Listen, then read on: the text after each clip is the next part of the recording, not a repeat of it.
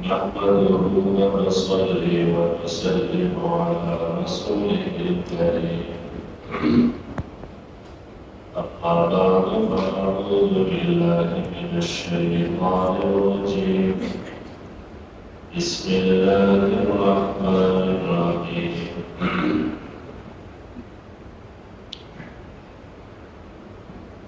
إن الذين آمنوا وعملوا الصالحات سيجعل لهم الرحمن ودا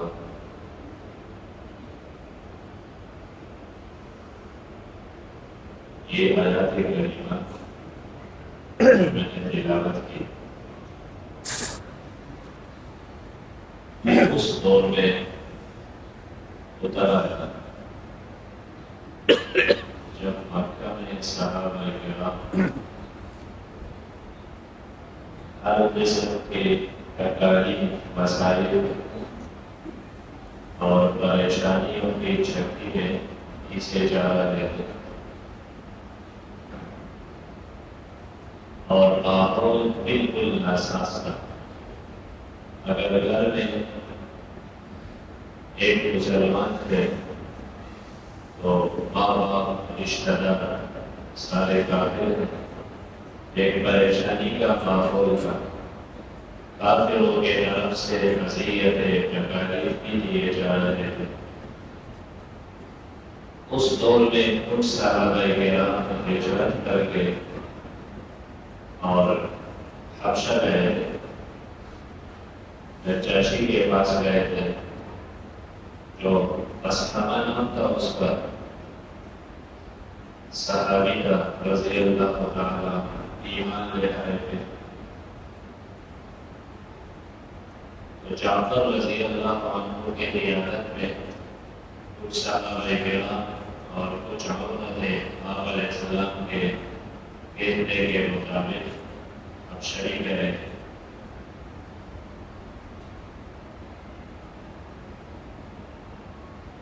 تو اس ماحول میں جو ہر طرف پریشانی ہی پریشانی تھی، تکالیف تھے، نادریاں تھی، تو اس میں یہ بیان ہوتا رہا ان الذین آمنوا وعملوا الصالحات کہ یقین رکھو ایمان اور نیک اعمال کے ذریعے ان اعمال کے وجہ سے کیا ہوگا سیجعل لهم الرحمن ودا. اللہ تعالیٰ رحمان ذات ہے، وہ مومنین اور درست اعمال والوں کے لیے محبت پیدا کرے گا، چاہت اور محبت کا ماحول بنا دے گا. لیکن دو شرائط ہیں، ایک ایمان اور دوسرا عمل صالح. تو ایمان اور عمل صالح کے ذریعے سیجعل لهم الرحمن ودا، مہربان ذات محبت پیدا کر لے گا. ایک معنی محبت پیدا کر لے گا معنی یہ ہے کہ اللہ تعالیٰ ان کے دلوں میں، ان مومنین کے دلوں میں اپنا محبت ڈال دے گا اور ایسی محبت کے دلوں میں کچھ بھی نظر نہیں آئے گا، کسی چیز کی پرواہ نہیں کرے گا. بھلے اولاد چلے جائیں، گھر ماحول رشتہ دار سب الگ راستے پہ چلے، لیکن یہ مومنین مطمئن رہیں گے، انہیں کسی نقصان اور تاوان کا کوئی درد غم نہیں ہو. اور ایسا ہی ہوا اور آج بھی ایسے اللہ والے موجود ہیں کہ ظالموں نے ان کے گھر بار سب کچھ کو لوٹ لیا فلسطین میں، دنیا کے دوسرے مختلف علاقوں میں، لیکن وہ مطمئن ہے اللہ راضی ہے تو ہم بھی راضی، انہیں پرواہ نہیں. اللہ نے ایمان اور عمل کے ذریعے ایسا مکمل محبت دے گا کہ ان کو اور کچھ بھی نظر نہیں آئے گا. اور دوسرا معنی یہ ہے اللہ تعالیٰ محبت پیدا کر دے گا، یعنی عالم بالا میں آسمانوں میں پھر ایسے لوگوں کے تذکرے ہوں گے اور حدیث پاک میں ہے کہ جب کوئی عالم فرض نماز پڑھ کے اپنے فرائض سے فارغ ہو کے اور پھر لوگوں کو دین سکھانے کے لیے بیٹھ جاتا ہے، قرآن کریم سمجھانے کے لیے بیٹھ جاتا ہے، تو حدیث میں ہے کہ یدعا عظیما بالملکوت، عالم بالا میں اسے بادشاہ کے نام سے لوگ یاد رکھتے ہیں، یہ زمین کا بادشاہ یہ ہے۔ اور بادشاہوں کے لیے تو لوگ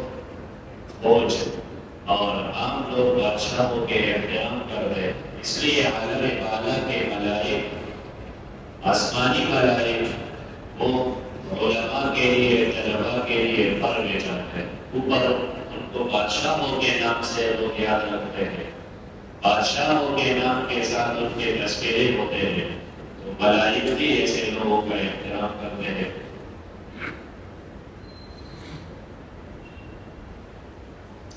گناہوں سے ملائک نفرت کرتے ہیں۔ ایک حدیث میں ہے جب بندہ گناہ کرتا ہے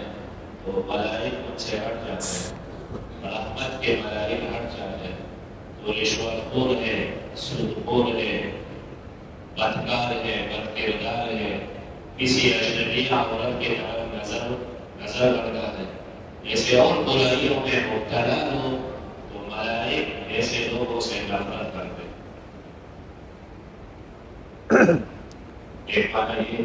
کہ عالم کے بالا میں اللہ تعالیٰ ان کے لیے محبت پیدا کر دیتا ہے۔ اور تیسرا معنی آیت کا مفسرین کرام فرماتے ہیں یہ بھی ہے، سَيَجْعَلُ لَهُمُ الرَّحْمَنُ وُدًّا، ایمان والوں کے لیے، اعمال والوں کے لیے اللہ محبت پیدا کرنے کا معنی لوگوں کے دلوں میں اللہ تعالیٰ محبت ڈال دے۔ اور ایک حدیث میں اس کے طرف اشارہ ہے کہ جب اللہ تعالیٰ کسی بندے سے راضی ہو جاتا ہے اور اس بندے کو اللہ تعالیٰ پسند کرتا ہے تو پھر اعلان ہوتا ہے خاص ملائک کو، جبریل، میکائیل جو خاص ملائک ہیں، انہیں کہا جاتا ہے کہ فلاں بندہ وہ میرا پسندیدہ بندہ ہے اور ان کو میرے بندوں میں داخل کر دو۔ صالحین میں، نیک لوگوں میں اس کا نام لکھا جاتا ہے۔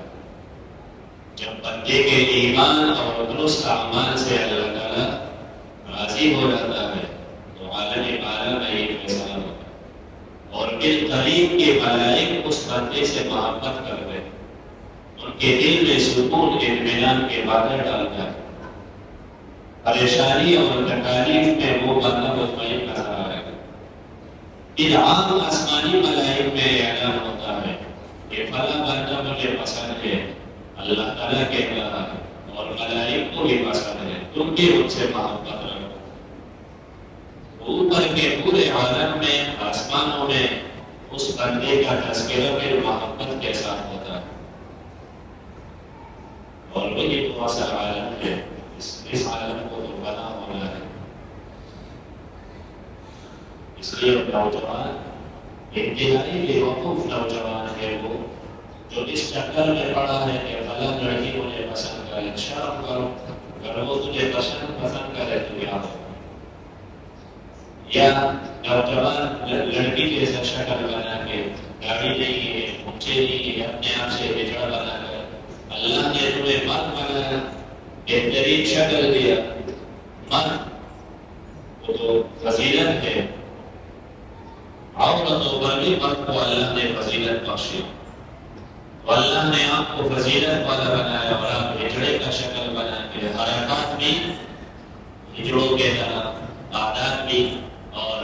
راستے پر چلے تو سنت کا پتہ نہیں کہ کیسے چلے، شکل بنائے تو کیسا بنائے تو پرواہ ہی نہیں ہے۔ لیکن کیا کریں، ایسے لوگوں کی اصلاح کے لیے زور طاقت چاہیے۔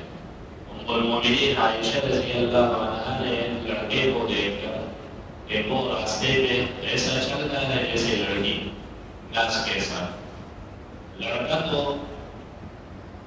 بہادر ہوتا ہے، زینت اور ظاہری چیزیں یہ تو لڑکیوں کی صفت۔ تو ام المومنین نے دیکھ کے اور افسوس سے کہا کہ کیا کرو، افسوس عمر نہیں ہے نا، عمر فاروق اس جیسے لڑکوں کو برابر کرنے والا، وہ ان کا علاج کرتا ہے۔ تو بے وقوف ہے وہ کہ اپنی قیمتی زندگی، اپنے اعمال کو اور عالم بالا میں اعلیٰ مقام پانے کے بجائے عورت کی طرف نظر، بیہودہ باتوں میں لگے، عبادات کے حقوق کو ضائع کرے، پرواہ تک نہیں ہے اور ایسے اعلیٰ مقامات سے محروم رہ جائے۔ تو جو بندہ توبہ کر کے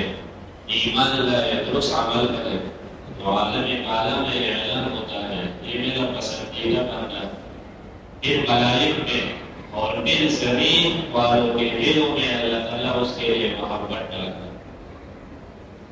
اور زمین والوں کے دلوں میں قیامت تک اس بندے کے لیے محبت ہی رہتا ہے۔